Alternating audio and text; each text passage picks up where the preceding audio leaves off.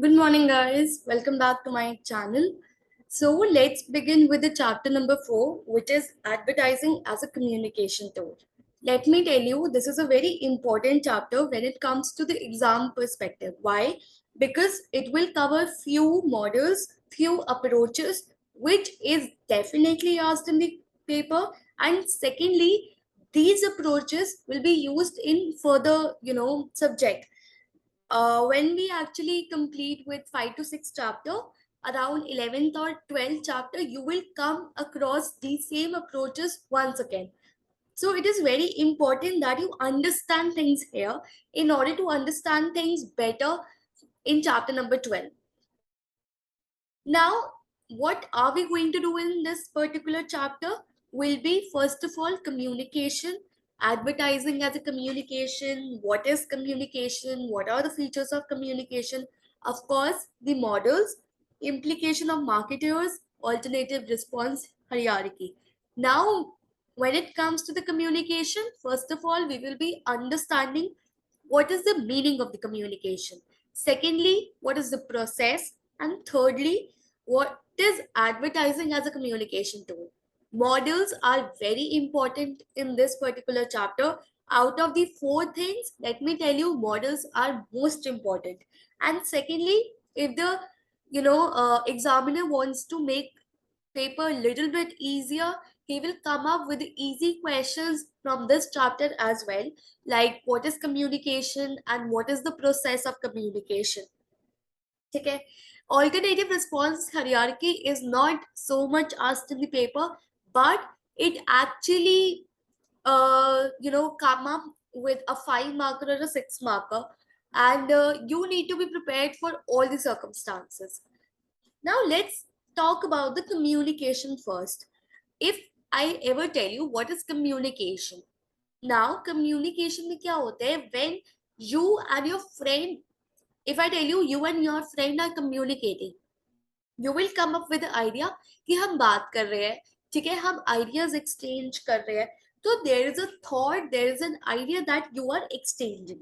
अगर तुम गूगल पे जाके लिखो कम्युनिकेशन क्या होता है, ठीक है, तो तुम्हें क्या मिलेगा? It is the act of sharing और एक्सचेंजिंग इंफॉर्मेशन, आइडियाज और feelings. Okay, so this is a typical, what I can say, typical definition of a communication according to Google. Okay, now before I begin with the features of the communication, let me tell you, ये 2018-17 के paper में आया था question that what do you mean by communication, what are the features of communication and what is the process of communication. ठीक है, तो तुम इस पर्टिकुलर पार्ट को बहुत इजीली नहीं ले सकते, तुम्हें पता होना चाहिए कि क्या है. Now let's move on to features of the communication. First of all, is the share that you share understanding. When I say you share the understanding, I mean that I am communicating a message. I am sharing my understandings with you. Maybe मैंने कैसे चीजों को perceive किया होगा या मैंने कैसे interpret किया होगा, मैं तुम्हारे साथ share कर रही हूँ. Secondly, it involves two person. Now, तुम दीवारों से कम्युनिकेट नहीं करोगे, ठीक है, तुम्हें दूसरा बंदा सामने चाहिए चाहिए. ठीक है, तो एक सेंडर होता है और एक रिसीवर होता है. सेंडर जो मैसेज देता है, रिसीवर जिसके लिए वो मैसेज होता है या जो वो मैसेज रिसीव करता है. ठीक है, अब ऐसे तो नहीं हो रहा तुम मेंटर की किसी दिन तुमने दरवाजों से बात करना शुरू कर दिया कि यार आज मैं कम्युनिकेट करूंगा, नहीं. ठीक है, you need to have another person in front of you in order to communicate, right. Putting across the message. अब ऐसा तो नहीं होता ना कि चलो आज बकवास की जाए, नहीं. तुम्हारा ऑब्वियसली उस कम्युनिकेशन का कोई ऑब्जेक्टिव होगा कि तुमने वो कॉन्वर्सेशन क्यों स्टार्ट की. लेट्स से अगर आज मैं किसी अपने फ्रेंड को हाई लिख रही हूँ व्हाट्सएप पे, तो ऐसे तो नहीं ना मन किया चलो हाय, नहीं, तो नेक्स्ट मैसेज कुछ तो होगा. I want to put across सब मैसेज, चाहे मैं उससे कोई हेल्प ले रही हूँ या रिक्वेस्ट कर रही हूँ या कुछ भी कर रही हूँ, right. Thirdly, it can be oral, written, or through visuals. See, sometimes you use gestures in order to communicate. You can be oral, you can speak, you can write letters, you can write messages on Insta, WhatsApp, or through visuals, right? It has to be persuasive. See, you are communicating in order to persuade, right? It is a persuasive function. Either, okay, I'll talk about this in a while. It is a two-way traffic, right? Your communication will get completed जब receiver को वो message समझ में आ जाएगा. एक बुरी communication भी होती है और सक्सेसफुल कम्युनिकेशन भी होती है. बुरी कॉन्वर्सेशन, या तुम बोलना कुछ और चाहते थे और बंदे ने समझ कुछ और लिया, राइट? सक्सेसफुल कम्युनिकेशन, मैं बोलने यही चाहती थी और उसने समझा भी है, ठीक है. अब क्या हुआ, अब तुमने ये जनरल में तो समझ लिया कि ये फीचर्स होते हैं. अब इसको ऐसे समझते हैं कि इसे एडवर्टाइजिंग के सब्जेक्ट में कैसे यूज किया जाए. बिकॉज अगर तुम ये जनरल फीचर्स लिख के आओगे ना, एग्जामिनर कोई मार्क्स नहीं देगा, ठीक है. क्यों? क्योंकि तुम अभी एडवर्टाइजिंग का पेपर पढ़ रहे हो. तो you need to connect your each and every point with respect to the advertising subject. When it comes to the sharing of understanding, advertiser is actually trying to communicate his message, his understanding, his brand loyalty, his features to you, right? It involves two people. एक advertiser, एक company, McD ने advertise किया, McD वाले, और consumer, that is the receiver, ठीक है. Putting across a message is when, अब देखो कुछ कुछ तुमने आइडियाज कम्युनिकेट हो, स्वच्छ भारत अभियान, ठीक है. I am able to put across my message, चाहे वो सोशल मैसेज ही क्यों ना हो. ओरल, हमने रेडियो पे ऐड सुना है, हमने टीवी पे ऐड सुना है विजुअल्स के थ्रू. एंड रिटन, जब हम न्यूज़पेपर में देखते हैं, ठीक है, या तो देयर इज समथिंग, ओके. परsuasive in context of the advertising is when advertiser is actually trying to persuade you. क्यों परस्यू करेगा तुम्हें? कि तुम मेरे प्रोडक्ट को फेवरेबली देखो, ठीक है. तुम आओ और मेरा प्रोडक्ट खरीदो, एक लाइकिंग डेवलप करो towards that particular product. Two way traffic. Obviously there are few advertisement जो बहुत ही सक्सेसफुल हो जाते हैं और हमारे दिमाग में इससे प्रिंट हो जाते हैं. अगर मैं देखूं बाईजूस का एड, ठीक है, तो आई नो शाहरुख खान अगर आ रहा है तो दैट्स अ सक्सेसफुल कम्युनिकेशन. जो वो बोलना चाहते थे मैंने रिसीव कर लिया, right? Now let's move on to the process of communication. See, ये प्रोसेस बहुत ही लंबा लगता है देखने में, ठीक है. बट जब तुम लिखने में बैठते हो ना, अगर तुम्हें समझ में आती है चीजें, तो ये बहुत ही ज्यादा इजी होता है, ठीक है. Now first of all let's talk about the sender. Sender क्या होता है? सेंडर, अगर मैं बात करूं, एडवर्टाइजर जिसे मैसेज भेजना है, ठीक है. अब वो मैसेज अपने एक्सपीरियंस, नॉलेज, स्किल्स के ऊपर भेजता है, ठीक है. उसे क्या भेजना है? जैसे कई एडवर्टाइजर्स होते हैं जो चाहते हैं कि तुम्हें सिर्फ मेरे प्रोडक्ट के फीचर्स याद रहे. लेकिन कुछ एडवर्टाइजर्स होते हैं जो चाहते हैं कि मेरी सेल्स बढ़े, इसलिए वो तुम्हें ऐसे सैम्पल्स या ऑफ देते हैं, राइट? मैसेज, मैसेज क्या मैसेज देने वाले ये मैं बता चुकी हूँ, ठीक है. सी, मैसेज और एनकोडिंग यहाँ पे इन्होंने इंटरचेंजेबली यूज किए हैं.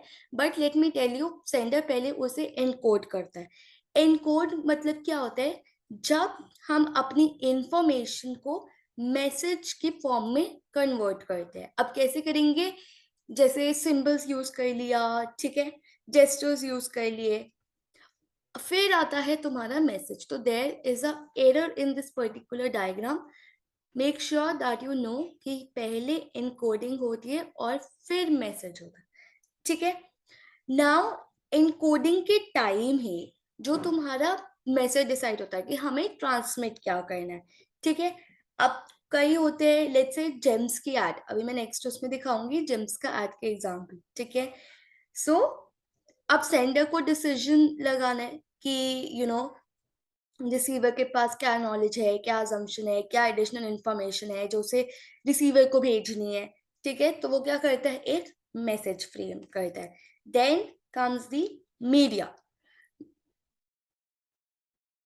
सी, चैनल को हम क्या बोल सकते हैं? It can also be known as the media, right? There is a actually error in this particular diagram. Make sure that you do it. I don't know ये मतलब ठीक है, but I took it from Google, but still channel को I can consider it to be a media, ठीक है। अब channel और media एक ही बात होती है, क्यों? क्योंकि अब मुझे ये डिसाइड करना है कि मैं कौन सा मीडियम चूज करूं। Should I use newspaper, should I use social media, should I use internet, should I use radio? ठीक है, अब ये ओरल भी हो सकता है और रिटन भी हो सकता है। Now that I have chosen my channel, I need to see the decoding. Decoding कौन करता है? रिसीवर। अब ऐसा तो नहीं है ना कि सेंडर ही इनकोड कर रहा है, वो भी डिकोड कर देगा, नो, ये करता है रिसीवर। ठीक है, क्या करेगा वो? इंटरप्रेट करेगा। ठीक है, क्या वो एक्चुअली तुम्हारा एडवर्टाइजमेंट कहना चाह रहा है। ठीक है, अब रिसीवर की नॉलेज स्किल्स यहाँ पे बहुत ही ज्यादा यूजफुल होते हैं कि वो कैसे चीजें इंटरप्रेट करता है। फाइनली रिसीवर को वो मैसेज मिलता है और हमारा कम्युनिकेशन कंप्लीट हो जाता है, राइट। बट यहाँ पे फीडबैक और नॉइस भी है। What do they mean? Feedback, let's say मैंने फीडबैक किया इंटरनेट पे, सोशल मीडिया पे, मैंने एक पोस्ट लाइक करी, that means I like it, तो that is a kind of feedback. Noise is something जो मेरे मैसेज को यू नो सेंडर से रिसीवर तक पहुंचाने में थोड़ा इंटरफेयर करते हैं, interference you can say. And it is a sort of an unplanned distortion, मतलब this was something not planned. ठीक है, सेंडर जब मैसेज भेज रहा था तो उसने ये सोचा नहीं था कि ये होगा। ठीक है, लेट्स से मैं इंस्टा पे एड्स देख रही थी, मेरा वाईफाई का कनेक्शन चला गया, अब वो एड कंप्लीट ही नहीं हुआ, तो that is a sort of a noise. क्यों? क्योंकि मेरे वाईफाई में प्रॉब्लम हुई। ठीक है, और noise can also be in the form of other competitors. Let's say Pepsi का एड चल रहा था, ठीक है, अब कोक ने भी एड निकाल दिया, राइट, और किसी और ड्रिंक्स ने भी एड निकाल दिया है। ठीक है, तो that is a sort of A noise. क्यों? क्योंकि वो तुम्हारी जो अटेंशन अट्रैक्ट कर रहा था कंज्यूमर, मे बी अब उतना ना करे। ठीक है, तुम्हारा एडवर्टाइजमेंट बहुत ही स्टैंड आउट करना चाहिए कि तुम्हारे सारे एडवर्टाइजमेंट से तुम्हारा जो कंज्यूमर है वो तुम्हारे ऐड पे फोकस करे, ना कि किसी और पे। तो that is a sort of an unplanned distortion which is a noise. Now see, message and encoding goes hand in hand. How? तुमने जेम्स का एड ये देखा होगा, जितने कलर्स उतनी मस्ती। तो यहाँ पे मैं अपना मैसेज अपने वर्ड्स में डाल रही हूँ, क्यों? क्योंकि I want to promote the sales of the gems, right. तो that is a sort of encoding. But now, how I want to attract attention. So, मैंने मैसेज को क्या किया? मैंने एक ह्यूमरस अपील चूज करी। And if you remember this particular ad, तो ये बहुत ही ज्यादा ह्यूमरस एड था। ठीक है, so encoding is putting message into words, and then I am choosing the appeal in order to attract the attention of the consumer, right? Now see, अब क्या होता है, तुम्हारा कभी कभी जो मैसेज तुम पहुंचाना चाह रहे हो वो कंज्यूमर तक नहीं पहुंचता, तो देयर आर फ्यू फैक्टर्स जहां पे तुम्हारी टारगेट ऑडियंस को वो मैसेज ना मिले। ये कब होता है? First of all is the selective attention. See, आज के जमाने में मैं कितनी ऐड देखती हूँ, मैं इंस्टा पे, मैं यूट्यूब पे, मैं नेटफ्लिक्स पे नहीं देखती अभी, बट amazon पे, डिज्नी पे, टीवी पे मैं कितने एडवर्टाइजमेंट देखो, अगर मैं 1 घंटा टीवी चला के बैठू, राइट। तो there are lakhs of advertisement that are running. ठीक है, अब ऐसा होता है कि तुम सारी की सारी एड पे फोकस करके बैठते हो? नहीं, ऐसा नहीं होता। ठीक है, मे बी मुझे मजा नहीं है, मुझे नहीं चाहिए चीज, ठीक है, अगर आज मुझे चाहिए ही नहीं कार, तो मैं मे बी कार की एड में इंटरेस्टेड ना हूं। ठीक है, तो this is how selective attention is paid of. Obviously, you are a human and you cannot pay attention to all the advertisement that are running in front of you. ठीक है, तो advertiser को क्या कोशिश करनी चाहिए कि तुम्हारा जो एडवर्टाइजमेंट है वो बहुत ही ज्यादा अट्रैक्टिव है, और अगर कंज्यूमर अटेंशन पे नहीं भी करना चाह रहा तो वो अट्रैक्ट कर रही है, राइट। तो वो कैसे होगा? तो तुम बोल्ड हेडलाइंस यूज करो, जिंगल्स यूज करो, ऑडियो यूज करो, म्यूजिक यूज करो, अपील, गुड अपील यूज करो। ठीक है, the second thing where my message may not be received is through the selective distortion. What is selective distortion? Is हम अपने जो मैसेज होता है वो उस तरीके से इंटरप्रेट करते हैं जिस तरीके से हमारा कोई प्री कंसेप्शन बना होता है. लेट्स से मैंने फर्स्ट टाइम कोई च्युइंगम खरीदी और मेरा एक्सपीरियंस खराब रहा. अब मैं जब भी उसका एड देखूंगी, चाहे वो एड चेंज क्यों ना हो गया हो, मैं उसे वैसे ही इंटरप्रेट करूंगी, यार ये तो बेकार था. ठीक है. तो I have a pre conceive notion that this product is bad and I am not ready to change my conception about it or experience about it. ठीक है. तो I am interpreting the advertisement in different aspect. ठीक है. और कई बार ऐसा भी होता है हम चीजें वैसे नोटिस कर लेते हैं जो उसमें होता भी नहीं है. राइट.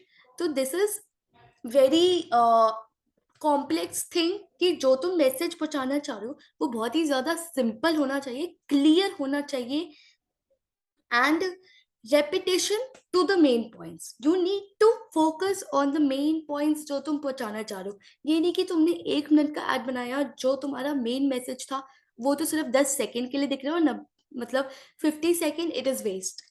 तो you have to be very clear. Selective retention. अब क्या होता है, हम इतने एडवर्टाइजमेंट देखते हैं, हमारी मेमोरी में कुछ ही ऐड रहते हैं. राइट. अगर मैं बात करूं इस चीज की, तो ये कितने सारे एड्स हैं, but I can only remember this particular ad, the Byju's ad. ठीक है. तो मेरी मेमोरी में सारे एड स्टोर हो जाए ये पॉसिबल नहीं है. तो I have to make my ad in such a manner कि वो मेरी कंज्यूमर की मेमोरी में फ्रेम हो जाए. अब ये ना बहुत चीजों पे डिपेंड करता है. लेट्स से आज मुझे बायजूस की जरूरत है, तो मे बी मैं उसका एड थोड़ा ध्यान से देख रही हूँ इसलिए वो स्टोर हो गया. राइट. तो this depends upon the different thing. Now let's say Myntra का ऐड आया. अब मिंत्रा के ऐड ने कुछ ऐसी चीजें बताई कि बहुत रीजनेबली प्राइस थी, बहुत गुड क्वालिटी थी, तो मे बी मेरे दिमाग में वो छप गया. ठीक है. तो यू नीड टू पे focus that consumer remembers your art. ठीक है. एंड इन फैक्ट तुम ह्यूमरस अपील, जेम्स का एड मेरे दिमाग में छपा हुआ है. क्यों? मे बी मैं जेम्स ना खाती हूँ, बट इतना अच्छा एड था कि वो याद रह गया. राइट. तो that's how you use things. Now advertising as a communication tool. अभी तक मैं बहुत ही ज्यादा जेनरिक बात कर रही थी कि कम्युनिकेशन क्या होता है, मीनिंग क्या होता है, प्रोसेस क्या होता है, एंड थिंग्स लाइक दैट. ठीक है. बट अब as an advertising as a communication tool I am studying things in detail. First of all there is an advertiser. Advertiser मतलब क्या होता है? एडवर्टाइजर जो मेरा एड, लेट्स से बायजूस का एग्जांपल ही लेके चलते हैं. तो बायजूस इन एडवर्टाइजर, तो इट इज एन इंडिविजुअल और एन ऑर्गेनाइजेशन जो कम्युनिकेट करना चाहती है मेरी टारगेट ऑडियंस को ये मैसेज. ठीक है. Advertisement. This is a advertisement. ठीक है. तो advertising is nothing but the message. क्या मैसेज मैं लोगों के तक पहुंचाना चाहती हूँ. ठीक है. कभी कभी क्या होता है, यहाँ पे मैंने इमोशनल अपील करी कि पेरेंट्स के रिलेशनशिप दिखा दिया. ठीक है. रैशनल अपील करी. तो I am making my advertisement very persuasive. मेरी लो, मेरे सब्सक्रिप्शन लो, मेरी सेल्स लो. ठीक है. देन द मीडिया, ये एडवर्टाइजमेंट कहाँ कहाँ रन करेगा. टीवी पे करेगा, आउटडोर पे करेगा, नेटफ्लिक्स पे करेगा, आईपीएल के मैचेस में करेगा. ठीक है. Target audience. कौन है मेरी टारगेट ऑडियंस? बायजूस के केसेस में पेरेंट्स जो अपने बच्चों के लिए प्लान लेने वाले हैं, या स्टूडेंट्स जो खुद के लिए प्लान लेने वाले हैं. तो this is how advertising is a as a communication tool we can write it in an exam. Once again, advertiser, Byju's. Second, message that I want to communicate. Third, the media, where I want to show my ad. Fourth, whom I am targeting, whether they are parents or whether they are students. Now let's move on to the response hierarchy model. This is very important. Okay? This will form the base for the rest of the models. So make sure that you understand these. See, each and every model or each and every whatever you say hierarchy will go through these 3 stages. Okay. Any advertisement will go through these 3 stages. Okay. And you need to understand things. सबसे पहले आता है cognitive. Cognitive is when you are actually communicating the idea, you are communicating the knowledge, you are actually building the perception of the consumer. ठीक है, you are making consumer aware that this product exists in the market. Now that consumer knows कि यार ये है product, ठीक है, अब मैं उसके लिए थोड़ी लाइकिंग बनाना चाहता हूँ, थोड़ा इमोशनल अपील डालता हूँ, जिससे लोग मेरा प्रोडक्ट लाइक करने लगे, ठीक है। And finally cognitive, where the consumer makes a final decision कि ये खरीदना है या नहीं खरीदना, ठीक है। तो एक कंज्यूमर को, अगर आज एक कंज्यूमर यहाँ खड़ा है, तो उसको 3 स्टेजेस से गुजरना पड़ता है। फर्स्ट ऑफ ऑल उसे पता होना चाहिए कि तुम्हारा ब्रांड एग्जिस्ट करता है। उसको ये नहीं कि करता है तो बहुत सारे, अगर आज लेस के कॉम्पिटिटर्स तो बहुत सारे, राइट, लेकिन उसको लाइकिंग है, उसे पसंद है लेस, तो उसके लिए लाइकिंग डेवलप करना। फाइनली जब मैं मार्केट जाके प्रोडक्ट खरीदूंगी तो मैं लेस ही उठाऊं, मैं कुछ और ना उठा लूं, ठीक है। तो this is how you need to have a approach towards actually all the models, all the advertisement. तो जब भी एक एडवर्टाइजर एडवर्टाइजमेंट बनाता है तो वो ध्यान रखता है कि बायर कौन से स्टेज पे है, ठीक है, एंड अगर कोई नया प्रोडक्ट उसे इंट्रोड्यूस करना है तो वो कैसे करेगा, ठीक है, कैसे वो कंज्यूमर को कॉग्निटिव, अफेक्टिव और कॉग्निटिव स्टेज से गो थ्रू करवाएगा। Let's take an example. पहले मुझे ममा अर्थ के बारे में कुछ भी नहीं पता था, ठीक है, तो मैंने क्या किया, मैंने I came across few ads on Insta, TV, and I got to know about the Mamaearth. Secondly, let's suppose I am a mother, ठीक है, अब मदर के नए प्रोडक्ट्स आए हैं तो उसने क्या किया, एक इमोशनल अपील किया अपने प्रोडक्ट के साथ, and finally I started liking this product, right. And finally when I went to purchase, उसने मुझे कूपन्स दिए और मैं खुश हो गई और मैंने I ended up buying Mamaearth, ठीक है। तो this is how I went through knowing the brand to finally purchasing the brand. Now this is the most important question, मतलब तुम इसे इग्नोर ही नहीं कर सकते, एडा मॉडल, ठीक है। अगर यहाँ से नहीं समझ में आ रहा है तो go and search through different YouTube videos and make sure that you understand it, because ये बहुत ही ज्यादा इंपॉर्टेंट मॉडल है, ठीक है। एडा की फुल फॉर्म क्या है, attention, interest, desire and action, ठीक है। एडा model targets all the touch points during the customer purchase journey from getting to know about the product to finally buying it, ठीक है। तो इसने क्या किया, इसने सारे ऐसे पॉइंट्स टच कर लिए जहां पे कंज्यूमर को कुछ नहीं पता था मेरे ब्रांड में, टू फाइनली बाइंग इट, ठीक है। तो they are actually going through 4 stages, that is the AIDA model. Now AIDA में सबसे पहले आता है अटेंशन। अटेंशन की बात मैं करूं तो यहाँ पे मैं क्या करूंगी, ब्रांड अवेयरनेस बिल्ड करूंगी। जैसे मैंने बताया था कॉग्निटिव स्टेज में क्या होता है, I am creating a awareness for my brand, I am building a perception, I am supplying the all the necessary details that a consumer needs to know. So I am grabbing the attention, I am informing my buyers about the product, I am building the awareness, ठीक है, and finally I make sure ये मेरे product के बारे में बात हुई, ठीक है, मामा अर्थ के बारे में बात हुई। चाहे आज मैं किसी मीटिंग में, नॉट मीटिंग बट अपने फ्रेंड्स के साथ अगर कॉल पे हूँ, तो आई मेक श्योर कि मैं उसके बारे में बात करूँ। Affective, affective is when you start liking that product. तो लाइकिंग में कौन कौन सी चीजें आ जाती है, इंटरेस्ट और डिजायर। इंटरेस्ट क्या होता है, when I make my buyer interested, क्या मुझे ना वो ममा अर्थ का वो खरीदना है, शैम्पू खरीदना है, मुझे ना फेस वॉश खरीदना है ममा अर्थ का, ठीक है। ये कब होगा, जब मेरे को पता चलेगा उसके बेनिफिट्स के। यार मेरी ना स्किन बहुत ऑयली है एंड ममा अर्थ के एडवर्टाइजमेंट में मैंने देखा था कि ये पर्टिकुलर फेस वॉश बहुत हेल्पफुल होगा, ठीक है। तो that's how I emphasize on the benefits of my product and start having an interest of the consumer. Desire, when I create a desire for the particular product, ठीक है। Dzire कैसे करूंगी, favourable attitude. जैसे आज अगर मैं consumer के सामने मामा अर्थ और XYZ ब्रांड रख दूं तो वो मामा अर्थ ही उठाए, तो there is a favourable attitude, कि वो मेरा ब्रांड उठा रहा है, ठीक है। Action is when you prompt consumer action, कि जाओ ले ले, अभी किसका वेट कर रहा है, ठीक है। तो फाइनली खरीद लेगा एंड परचेज द प्रोडक्ट, ठीक है। पर्सनल सेलिंग हो गया, सेल्स प्रमोशन हो गया, तुम्हारे सैंपल्स हो गए, तुम्हारे फ्री कोड्स हो गए, तुम्हारे डिस्काउंट्स हो गए। So this actually helps the action stage, जहां पे तुम फाइनली कंज्यूमर को बोलते हो जाओ और खरीद ले, ले ले, ठीक है। एडा मॉडल का एक और एग्जांपल देखते हैं, ठीक है। जब पहली बार नेटफ्लिक्स आया था, उसे बहुत डिफिकल्ट लगा था कि यार लोगों को कैसे मैं इम्प्रेस करूंगा कि आओ और मेरी नेटफ्लिक्स लो, स्पेशली जब इंडिया के लोगों को इतनी आदत थी कि हम फ्री की चीजें ही देखते हैं, ठीक है। तो Netflix was the first payment platform जहाँ पे हमें कंटेंट देखने के लिए पेमेंट करना पड़ रहा था, ठीक है।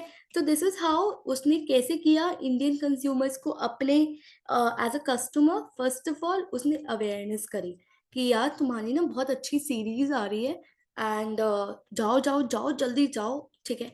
तो यहाँ पे उसने फर्स्ट ऑफ ऑल एक सीरीज लॉन्च करी, अवेयरनेस डेवलप करी। तो अगर तुम इनिशियल एडवर्टाइजमेंट्स देखो ना कभी नेटफ्लिक्स के, तो वो कभी नहीं बताएगा कि जाओ सब्सक्रिप्शन लो या नहीं, वो सबसे पहले तुम्हारी अवेयरनेस डेवलप कर रहा होगा। सेकेंड, अब तुमने देखा यार सीरीज देखने का मन तो है, ठीक है, अब इंटरेस्ट डेवलप करता है। कैसे? एक महीना फ्री सब्सक्रिप्शन, बट ये नहीं पता एक महीने के बाद वो आ जाएगा पप्पा पैसे लेने, आओ पैसे दो, ठीक है। अब तुम्हारा इंटरेस्ट आ गया, तुमने एक महीना देख ली, तुम्हें आदत पड़ गई। अब वो कहते हैं डिजायर, ठीक है। कैसे डिजायर? तुम्हें नए नए फीचर्स बता के, यार तुम ना ऑफलाइन भी देख सकते हो यार, अगर तुम फ्लाइट में जाओ ना तो तुम डाउनलोड कर लो और फाइनली देखो। तो वो डिजायर, तुम्हारी डिजायर बढ़ा रहा है, ठीक है। एंड फाइनली एक्शन, फाइनली तुम्हारे ये स्क्रीन आ जाएगी, लाओ जी पैसे दे दो, ठीक है। ये प्लान्स है, जल्दी पैसे दे दो, ये पेमेंट ऑप्शंस है, debit card, net banking, Paytm, ठीक है। So this is how the ADA model works. Now let's move on to the Levitt and Stinner's hierarchy of effects model. ठीक है, this is also frequently asked question in the exam.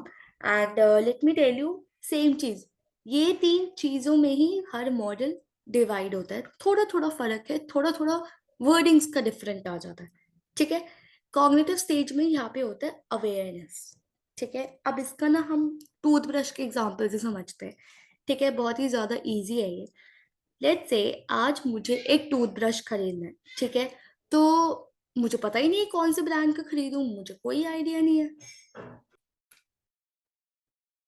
Now I want two by the toothbrush. अब देखो toothbrush का मुझे पता नहीं है कि कोई ब्रांड एग्जिस्ट करता है, तो अवेयरनेस स्टेज पे मैनेजर क्या प्रमोट करेगा कि हम एग्जिस्ट करते हैं, ठीक है। तो अवेयरनेस स्टेज पे I am focusing that my brand actually exist. Knowledge, now knowledge में क्या होता है, I am telling you the features, I am telling you the unique features, the benefits that you don't opt for the Oral-B or the Colgate, but you opt for my brand.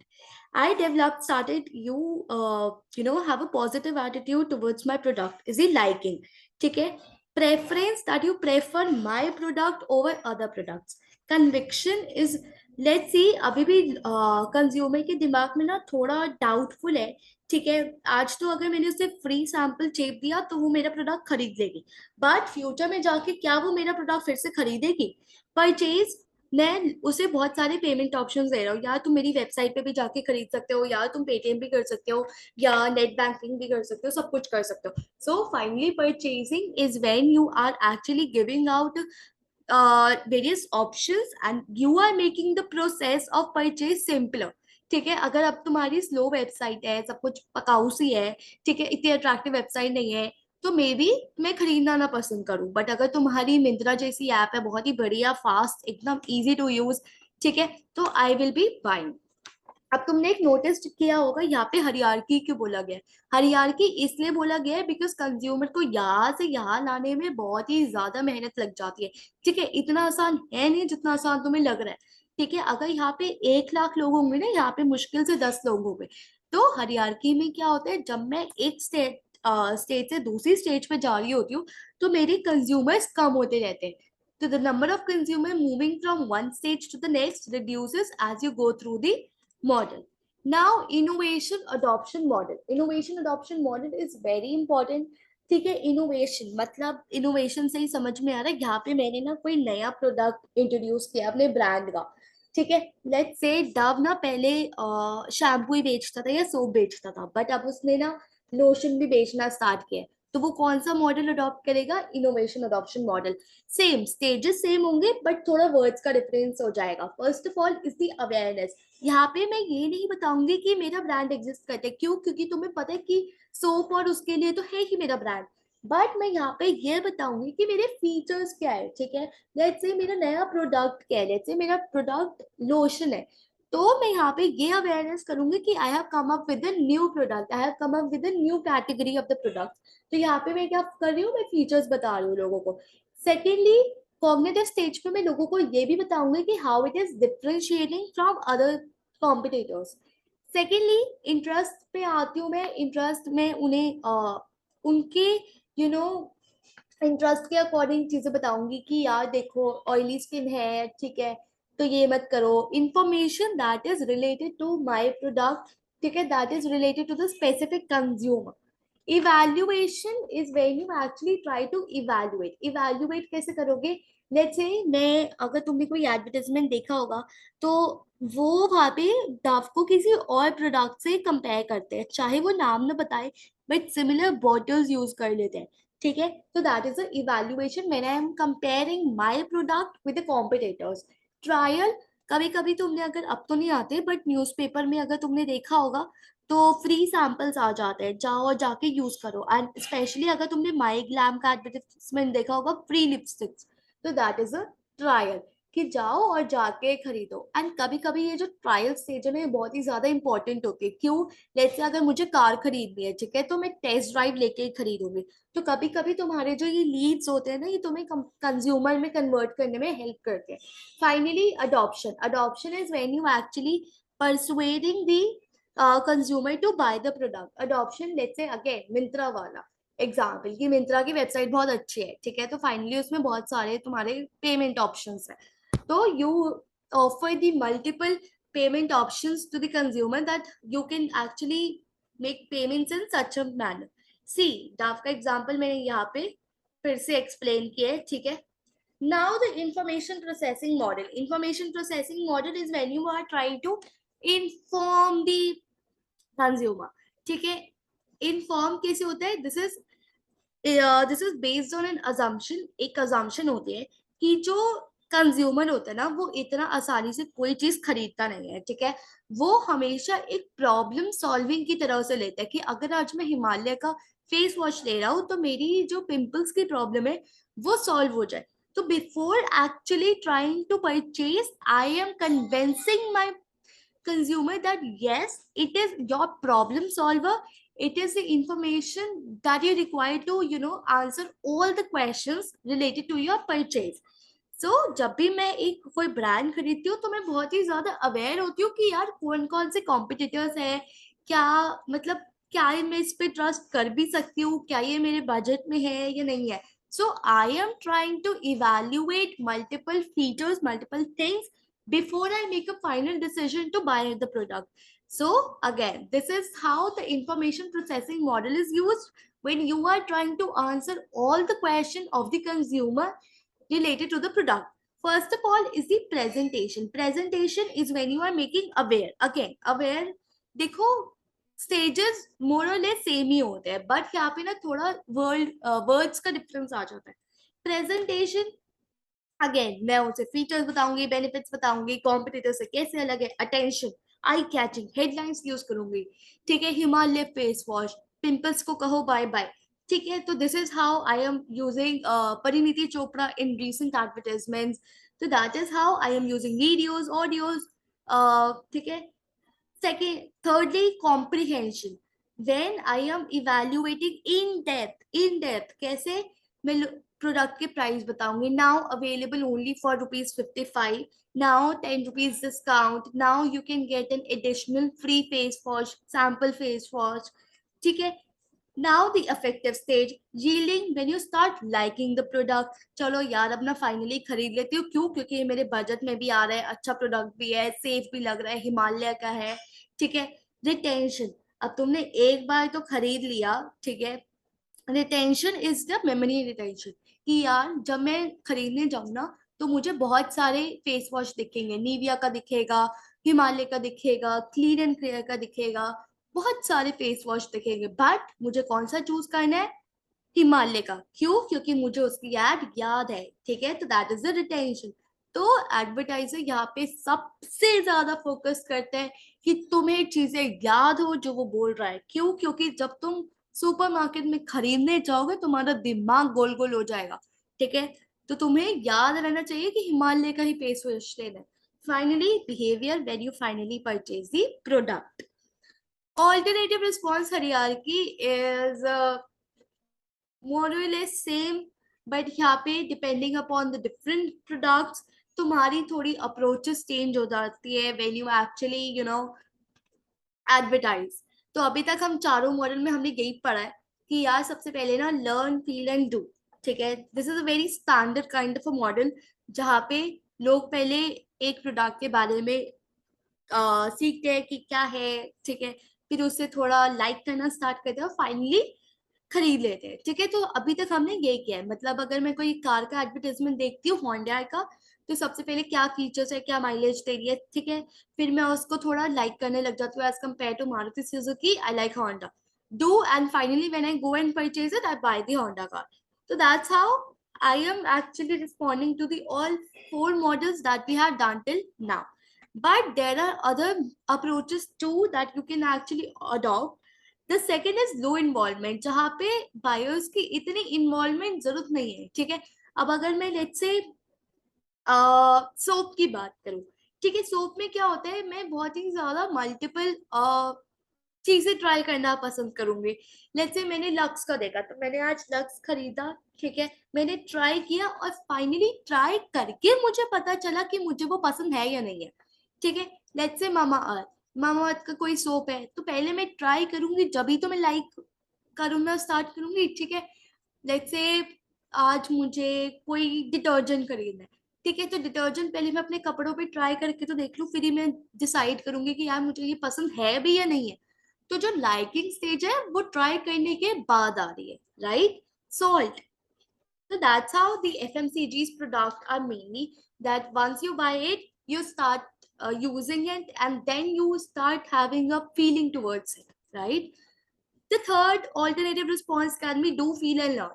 सी कुछ कुछ products ऐसे होते हैं जो बहुत ही ज्यादा complex होते हैं और एडवर्टाइजमेंट इतना डिफ्रेंशिएट नहीं कर पाता, और तुम जब खरीदने जाते हो ना प्रोडक्ट तो तुम्हें भी ऐसा जितना डिफरेंस लगता नहीं है। लिनोवो का अगर कोई मॉडल है, ठीक है, या डेल का है, सेम प्राइस पे मिल रहा है, सेम स्क्रीन है, सेम सब कुछ है, तो बहुत ही कम डिफ्रेंसिएशन होता है उसमें या नो डिफ्रेंसिएशन होता है। बट वो थोड़ा ब्रांड का ही होता है या टेराबाइट्स का हो गया, सॉरी मेमोरी का हो गया, ठीक है, कितनी स्टोरेज है, जरा जरा सा डिफरेंस, मतलब तुम डिफरेंशिएट कर भी नहीं पाते। ठीक है, तो उस प्रोडक्ट में क्या होता है, सबसे पहले you do it, you buy it, then you see कि यार तुम्हें पसंद आ रहा है नहीं, and then you start learning things कि यार ये कैसे चलाना है सब कुछ। तो there is a different approaches, there are different response हर यार। ठीक है, how you respond to the particular kind of a product. So this is how the alternative response hierarchy works. ये particular chart है जो तुम्हें याद होना चाहिए। ठीक है, and finally the chapter is over. Make sure you subscribe to my channel, and अगर तुम्हें notes चाहिए तो you can actually come up with the mail ID. ठीक है, come up with a mail. And thank you so much. Make sure that you do all these things, especially the ADA model and the hierarchy models, and communication is very easy, तुम्हें पता होना चाहिए process. ठीक है, तो make sure that you do all these things in detail, make sure that you relate to the examples, because exam में चीजें याद नहीं आएंगी, इतनी कंफ्यूजिंग है, तुम कुछ ना कुछ मिक्सअप कर दोगे। अवेयरनेस, एडा मॉडल में अटेंशन की जगह अवेयरनेस लिख दोगे तो गुस्सा आ जाएगा उसे। ठीक है, तो make sure that you actually learn the terms, you make a mnemonics for yourself। ठीक है, and relate to the example कि यहाँ पे मामा अर्थ का एग्जाम्पल था, यहाँ पे नेटफ्लिक्स का एडवर्टाइजमेंट था, यहाँ पे डव का था। ठीक है, तो visualise, try to visualise the PPT, try to remember things, try to remember these diagrams. ठीक है, make sure that you understand, because लिखना इज नॉट वेरी डिफिकल्ट अगर तुम्हें चीजें समझ में आ जाती है, ठीक है। एंड इन केस तुम्हें थोड़ा डिटेल में नोट्स चाहिए, you can any time come up with the male and I will provide you with the notes along with the examples, but of course they are paid. So thank you so much for watching my video. Have a great day. All the best for your exam. Bye bye. See you.